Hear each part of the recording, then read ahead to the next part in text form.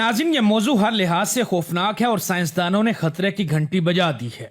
Elon Musk 2.0, जब नकल बनाना और डिजिटल तौर पर हमेशा जिंदा रहना हकीकत बन जाए। साल 2035 एलोन मस्क आईने के सामने खड़ा है और अपने अक्स को देख रहा है, मगर ये सिर्फ एक अक्स नहीं बल्कि एक जिंदा और नकल की गई सूरत है जो इसकी तमाम याददाश्तों और ख्यालात को अपने अंदर समोए हुए है। नकल बनाने और न्यूरालिंक टेक्नोलॉजी के इम्तजाज के नतीजे में हमारे पास अब एक असली एलोन मस्क और एक नकल किया हुआ एलोन मस्क है, और दोनों ये दावा करते हैं कि वही हकीकी है। ये मंजर जो किसी फिल्म का हिस्सा लगता है, आज की हकीकत के करीब तर है जितना हम तस्वुर कर सकते हैं। लेकिन सवाल ये पैदा होता है कि हम यहाँ तक पहुँचे कैसे।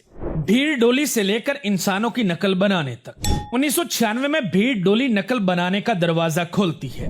2003 में प्रोमीटा पहला नकल किया हुआ घोड़ा आजादाना तौर पर दौड़ता है। 2018 में चीनी साइंसदान 2 बंदरों की कामयाब नकल तैयार करते हैं, इंसानों से सिर्फ एक कदम दूर। 2022 में एक नर चूहे की जिल्द से नकल बनाई गई, यानी नकल बनाने की दुनिया में इनकलाब बर्पा हो गया। न्यूरालिंक, जब दिमाग और मशीन एक हो जाए। 2021 एक बंदर सिर्फ अपनी सोच से पोंग खेलता है और दुनिया न्यूरालिंक की ताकत का मुशाहिदा करती है। 2023 FDA इंसानी तजर्बात की मंजूरी देता है। इंसानियत एक इनकलाब के दहाने पर खड़ी है। जनवरी 2024 में पहला इंसान अपने ख्यालात के जरिए कंप्यूटर को कंट्रोल करता है। यूं ख्यालात हकीकत बन जाते हैं। अब जरा तसव्वुर करें कि इन दोनों टेक्नोलॉजीज का मिलाप हो जाए। एलोन मस्क सिर्फ जिस्मानी तौर पर अपनी नकल नहीं बनाता, बल्कि अपनी अकल की तमाम तर मालूमात भी न्यूरालिंक के जरिए अपनी नई नकल में मुंतकिल कर देता है। नतीजा क्या निकलता है? एलोन मस्क की 2 एक जैसी नकलें दोनों यही यकीन रखती हैं कि वही असली हैं। यहाँ चंद अहम सवालात जन्म लेते हैं। टेस्ला और स्पेस एक्स का मालिक कौन है?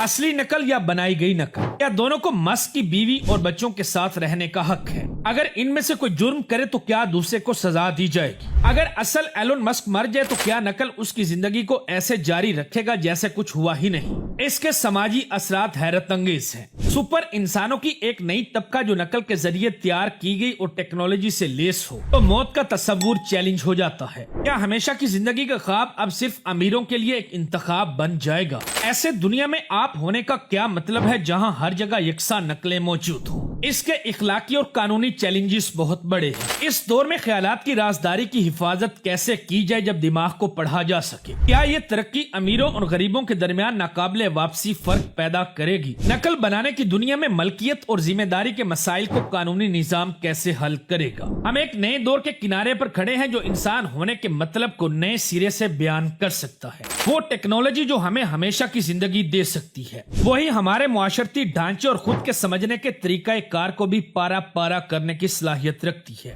और सबसे अहम सवाल कि अगर आपको खुद को नकल बनाने और अपने शऊर को मुंतकिल करने का मौका दिया जाए तो क्या आप ये करेंगे? और अगर आपने ऐसा किया तो क्या आप ही रहेंगे?